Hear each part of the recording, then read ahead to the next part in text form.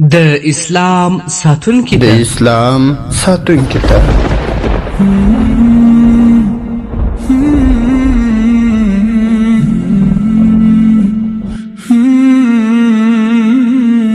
عالمانو، داعیانو، مجاهدینو او عوامو ته د شهید عبدالله سعید زرینی کرشي. اتمه برخه.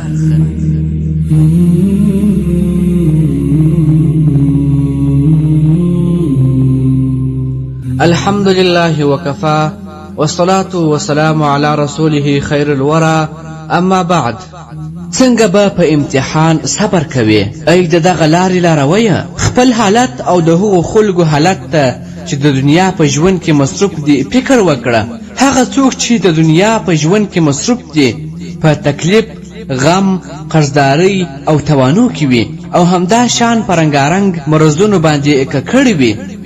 کافرانو ته وګوره چې د ډیرو تکلیفونو څخه روزانه ځان وژنه کوي، له ژوند څخه په تنګ دي، خو د آخرت امید هم نه لري. ته وګوره ډېر وخت موټر ټکر سي، د یوې کورنۍ ډېر غړي پکښې زخمیان، فلج او مړه سي، همداسې رنګارنګ مصیبتونه پرې راسي. ای زما دیني وروره، په تا باندې د رنګارنګ تکلیفونه راتلل تا نه کمزوري کوي. خپله حوصله مه بایله، قوي اوسه. دغه تکلیفونه چې روزانه تا باندې راځي دا به د دې سبب سي چې په دین کې دي امام جوړ کړي. ته پوهېږې کله چې الله تعالی چاته اراده وکړي چې په دین کې امام کړي، ضرور سختې ورځې او رنګارنګ امتحانونه پرې راولي چې قوي سي.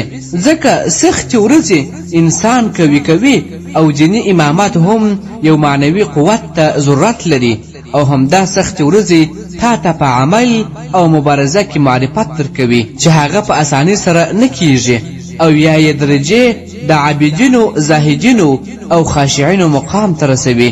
ډېر وروڼه د خپل علم او کمال حق په سختیو کې ادا کولی او پیژندلی سي. له سختو ورځو څخه هغه څه زده کیږي چې هغه له کتابونو څخه نسي زده کېدلی. سخته ورځ هغه استاد دی چې انسان کمال ته رسوي.